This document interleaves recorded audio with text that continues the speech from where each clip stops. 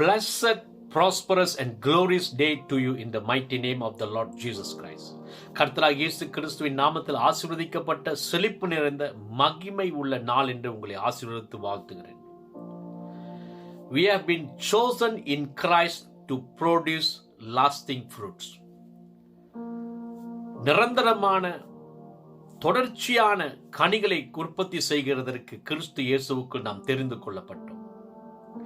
In John chapter 15 verse 16, the Lord Jesus said, "You did not choose me. I chose you and sent you out to produce fruit, the kind of fruit that will last. Then my Father will give you whatever you ask for in my name." யோவான் 15:16 கர்த்தர் இயேசு சொல்லுகிறார், நீங்கள் என்னை தெரிந்து கொள்ளவில்லை, நான் உங்களை தெரிந்து கொண்டேன். நீங்கள் என் நாமத்தினாலே பிதாவை கேட்டுக்கொள்வது எதுவோ அதை அவர் உங்களுக்கு கொடுக்கத்தக்கதாக நீங்கள் போய் கனி கொடுக்கும்படிக்கும் உங்கள் கனி நிலைத்திருக்கும்படிக்கும் நான் உங்களை ஏற்படுத்தினேன். My beloved in Christ Jesus, the Lord Jesus is the one who chose us. We didn't choose him. It is by his mercy and it is by favor and it is by his everlasting grace that the Lord Jesus Christ is the one who chosen us. The reason he chose us in him is to send us out to produce the fruit that lasts forever. And then he said, if you produce the fruits that last forever, that remains and abides, the Father will give you whatever you ask for in my name. கிறிஸ்துவுக்கு அருமையான அன்பானவர்களே, கர்த்தராகிய இயேசு கிறிஸ்து சொல்லுகிறார், நான் உங்களை தெரிந்து கொண்டேன், நீங்க என்னை தெரிந்து கொள்ளவே, நான் தான் உங்களை தெரிந்து கொண்டேன். It is the கர்த்தராகிய இயேசு கிறிஸ்துவினுடைய நம்மேல் வைத்திருந்த அவர் நித்திய கிருபையினாலும் நித்திய தயவினாலும் நித்திய இரக்கத்தினாலும் அவர் நம்மை தெரிந்து கொண்டார். எதற்கு தெரிந்து கொண்டார் என்றால், நாம் போய் தொடர்ச்சியான நிரந்தரமான நித்தியமான கனிகளை கொடுக்கும்படிக்கு அவர் நம்மை தெரிந்து கொண்டார். அப்படி நம்ம கனிகளை கொடுக்கும்போது சொல்லுகிறார், நீங்கள் பிதாவை கேட்டுக்கொள்வது எதுவோ அது அவர் உங்களுக்கு கொடுக்கத்தக்கதாக கனி கொடுக்கும்படிக்கு நிலைத்திருக்கும்படிக்கு நான் தெரிந்து கொண்டேன்னு சொல்லியிருக்கிறார். It is a wonderful and amazing thing that to know that the Lord Jesus has chosen us and ordained us to produce abiding fruits. நாம் தொடர்ச்சியான கனிகளை உற்பத்தி செய்து கொடுக்கும்படிக்கு நம் கர்த்தர் இயேசு கிறிஸ்து நாம் தெரிந்து கொண்டார், நியமித்திருக்கிறார் என்று ஏற்படுத்தினார் என்று அறிந்து கொள்ளும் பொழுது மிக ஆச்சரியமான ஒரு மகிமையான ஒரு காரியமா இருக்கு நம்ம அறிந்து கொள்ளுகிறோம். So our God, Father God is expected for us to succeed and abide by producing the fruits. ஆகிய பிதாவாகிய தேவன் நம் கனிகளை கொடுத்து உற்பத்தி செய்து கனிகளை கொடுக்கும்படிக்கு அந்த கனி நிலைத்திரும்படிக்கு நம்ம வெற்றி பெறும்படிக்கு நம்ம கனிகளை கொடுக்க வேண்டும் என்று பிதாவாகிய தேவன் விரும்புகிறார். The Bible says to us about the Joseph in book of Genesis, who was brought into the house of Potiphar as a slave.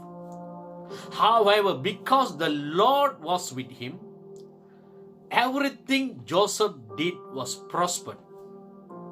When his master Potiphar saw this, he promptly made Joseph to be overseer of Potiphar's house.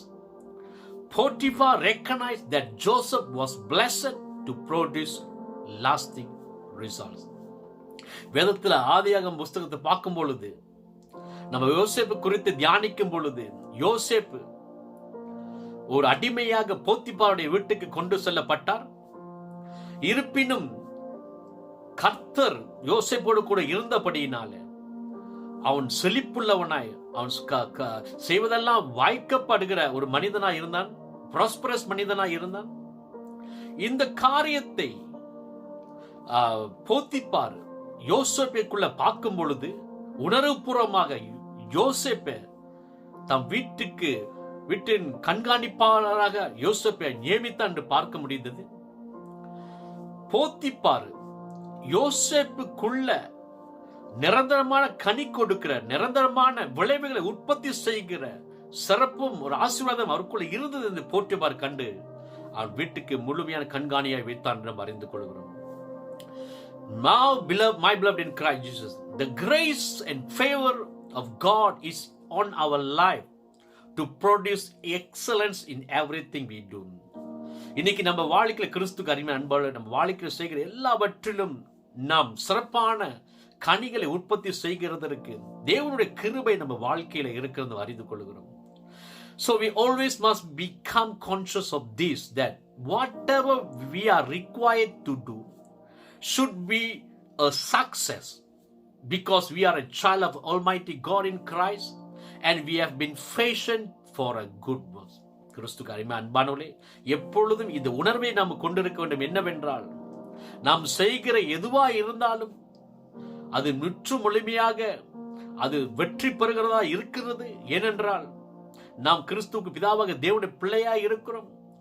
நாம் கிரியைகளை செய்கிறதற்கே நாம் வடிவமைக்கப்பட்டிருக்கிறோம் என்று நாம் அறிந்து கொள்கிறோம். Ephesians chapter 2 verse 10 says, "For we are his workmanship, created in Christ Jesus unto good works, which God had before ordained that we should walk in them." எபேசியர் 2:10 சொல்லுகிறது, நேரில் நற்கிரியைகளை செய்கிறதற்கு நாம் கிறிஸ்து இயேசுக்குள் சிருஷ்டிக்கப்பட்ட தேவனுடைய செய்கையா இருக்கிறோம். அவைகளை நாம் நடக்கும்படி அவர் முன்னதாக அவர் ஆயத்தம் பண்ணியிருக்கிறார் என்று வசனம் சொல்லுகிறது. So let us always keep bearing fruits, keep winning, remain effective wherever we find ourselves. Let us make a difference in this world in Jesus. ஆக எப்பொழுதும் நாம் தொடர்ச்சியான கனிகளை கொடுப்போம், தொடர்ச்சியாக நாம் வெற்றி பெற்றுக்கொண்டே இருப்போம், தொடர்ச்சியாக திறம்பட செயல் பலனுள்ளவர்களாக இருப்போம். தொடர்ச்சியா நம்ம எங்க காணப்பட்டாலும் சரி, நம்ம உலகத்தை எங்க இருந்தாலும் சரி, அங்க ஒரு வித்தியாசத்தை உண்டு பண்றவர்களாக நம்ம இருக்க வேண்டும். Joseph's excellence wasn't discovered when he was became the prime minister of the Egypt. It was discovered while he was a slave. Joseph only became the prime minister of the Egypt because of his effectiveness. யோசேப்பினுடைய சிறப்பு, யோசேப்பு எகிப்தினுடைய prime minister இருக்கும் பொழுது கண்டு அறியப்படவில்லை. யோசேப்பினுடைய சிறப்பும், யோசேப்பினுடைய அவருடைய அந்த விளைவுகளை உற்பத்தி செய்கிற அந்த சிறப்பை அவன் அடிமைத்தனத்தில் இருந்த போது அது கண்டறியப்பட்டதா இருந்தது. அந்த அவனுக்குள்ள இருந்த திறம்பட செயல்களும் அந்த கனி கொடுக்கிற சிறப்பை கொடுக்கிற அந்த காரியம் அவன் அடிமைத்தனத்தில் இருக்கும் பொழுது அது கண்டு கொண்டு அந்த காரியம், அந்த சிறப்பும், அந்த உற்பத்தி செய்கிற அந்த விளைவுகள் அந்த எகிப்திற்கு பிரைம் மினிஸ்டர் மாற்றி இருந்து நாம் அறிந்து கொள்கிறோம். So let us give thanks unto our God in the name of the Lord Jesus Christ. Now the Spirit of God in us makes us an effective and efficient person. பிதாவாகிய தேவனுக்கு நன்றி செலுத்துமா. நீ கிறிஸ்து இயேசுக்குள் தேவனுடைய ஆவி நமக்குள்ள இருந்து நாம் திறம்பட செயலத்தக்கதாக சிறப்புடையவர்களாக இருக்க, பலனுள்ளவர்களாக இருக்க கர்த்தர் நமக்கு செய்திருக்கிறார்.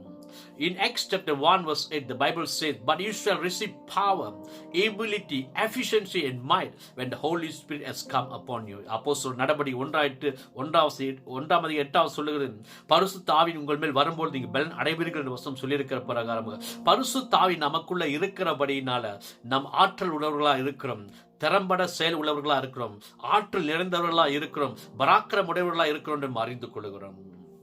In 2 Corinthians chapter 3 verse 5, Apostle Paul declared this statement, "Not that we are fit, qualified and sufficient in ability of ourselves to form personal judgments or to claim or count anything as coming from us, but our power and ability and sufficiency are from God." அப்போஸ்தலர் ஆகிய பவுல் இந்த காரியத்தை அவர் பிரகடனம் பண்ணுகிறார். 2 கொரிந்தியர் 3:5 எங்களால் ஏதாகிலும் ஆகும் என்பது போல ஒன்றை யோசிக்கிறதற்கு நாங்கள் எங்களால் தகுதியானவர்கள் அல்ல, எங்களுடைய தகுதி தேவனால் உண்டா இருக்கிறது வசனம் சொல்லுகிறது. My beloved in Christ Jesus, we should always be conscious of this and we should always declare that we are only fit, we are only qualified and we are only sufficient in ability, not of ourselves, but our ability and power and sufficiency is only from God. கிறிஸ்துக்கு அருமையான அன்பானவர்களே, என்றைக்கு நம்ம இந்த உணர்வு உள்ளவர்களா இருக்கணும், இது பிரகடனம் பண்ணவர்களா இருக்கணும். என்னிடத்துல தான் எல்லாம் வந்துச்சு, என் சொந்த ஆற்றல், சொந்த திறமை, என்னுடைய நான் சொந்தமா நியாய தீர்ப்பு செய்கிறதற்கும், சொந்தமா நான் காரியத்தை என்னிடத்துல வந்தது உரிமை கொள்கிறதற்கு நான் என்னால் தகுதியானவர் அல்ல என்று நம்ம அறிந்து கொள்ள, நம்மளால் தகுதியானவர் அல்ல என்றைக்கு நம்ம பிரகடனம் பண்ண வேண்டும், அறிக்கை வேண்டும், உணர்ந்திருக்க வேண்டும். என்னுடைய தகுதி, என்னுடைய ஆற்றல், என்னுடைய திறமை, என்னுடைய பராக்கிரமம் எல்லாம் தேவனால் உண்டா இருந்து தகுதிப்படுத்தப்பட்டிருக்கிறது நம்ம பிரகடனம் பண்ணவர்களா இருக்க வேண்டும். So in Psalms chapter 1 verse 1 to 3 also it said, what delight comes to the one who follows God's ways. He won't walk in step with the wicked, nor share the sinner's way, nor be found sitting in the scorner's seat. His passion is to remain true to the word of I am, meditating day and night on the true revelations of light. He will be standing firm like a flourishing tree planted by God's design, deeply rooted by the brooks of bliss, bearing fruit in every season of life. He is never dry, never fainting, ever blessed and prosperous. சங்கீதம் 1 அதிகாரம் 1-3 நம்மை குறித்து சொல்லுகிறது. துன்மார்க்குடைய ஆலோசனை நடவாமலும், பாவியுடைய வழியில் நில்லாமலும், பரியாசக்கார உட்கார இடத்தில் உட்காராமலும், கர்த்தருடைய வேதத்தில் பிரியமா இருந்து இரவும் பகலும் அவருடைய வேதத்தில் தியானமா இருக்கிற மனுஷன் பாக்கியவான். அவன் நீர்க்காலின் ஓரமாய் நடப்பட்டு தன் காலத்தில் தன் தனியை தந்து இலையுதிரா இருக்கிற மரத்தை போல இருப்பான். அவன் செய்வதெல்லாம் வாய்க்கும். My beloved in Christ Jesus, we must always meditate the word of God day and night in the word that give a true revelation in the light of God. கிறிஸ்துக்கு அன்பானவர்களே, உண்மையான வெளிச்சத்தை தருகிற உண்மையான தேவனுடைய சத்தியத்திலே வெளிப்பாடுதலே இரவும் பகலும் தியானிக்கிறவர்களாக இருக்க வேண்டும். The Bible said we will be prosperous in whatever that we do. வேதம் சொல்லுகிறது, நாம் செய்கிற எல்லாவற்றிலும் நம்ம செழிப்புறவர்களாக இருக்கிறோம் என்று வசனம் சொல்லுகிறது.